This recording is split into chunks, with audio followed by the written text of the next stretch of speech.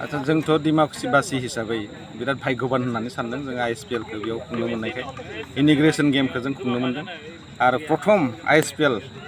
6 दल नर्थ इस्टआव थानाय जि 10टा 6 दल दङ बे 10टा 6 दलनि खेला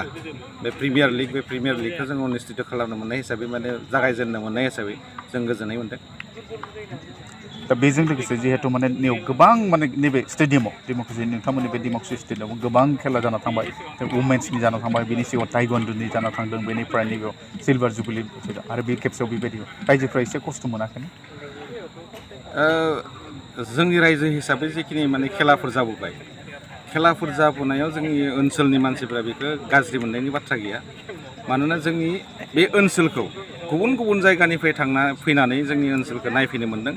आरो बिनि मेसेज जे जोंनि ओनसोलाव थाग्रा मानसिफोरा जे माबायदि खालामो आरो माबायदि थायो बेसेबां इउनिटियै थायो बयबो गलाय मोनदेरै थायो बे बाथ्राखौ मिथिलांनो हादों आरो जोङो बिनि थाखायनो जथेस्थ' गौरब जे नैबे खेल फोथारनि दारै जोंनियाव जिखिनि खेला जाबाय थायो बड'लेण्ड गेलेन गल्ड काप जायो बेवहाय बिनि गेजेराव नेसनेल फुटबल जालांबाय माने वुमेन्सनि आरो टाइगन्डुनि जाबाय बे गासैबो जि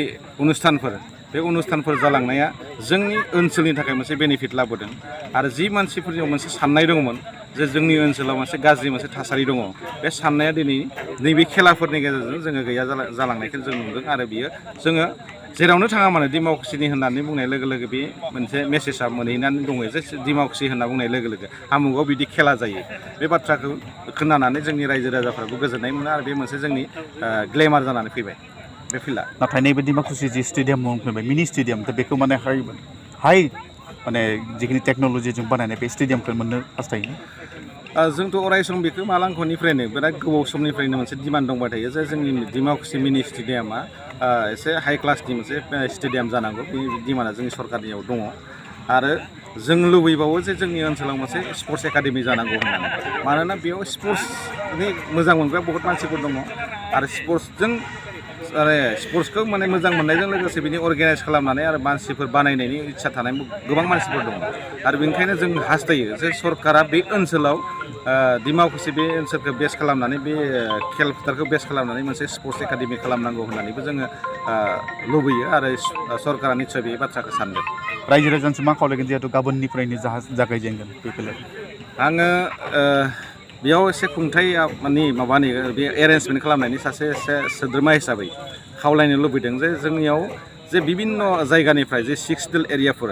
जोङो 6 दलखौ जोंनि बड'लेण्डखौल' होननानै जोंनि माखासे मानसिफोरा मिथिगौ जे आसामाव जे आसाम आरो नर्थ इस्ट ओनसोलाव जे आरो बेलेग 6 दल एरिया दंबावो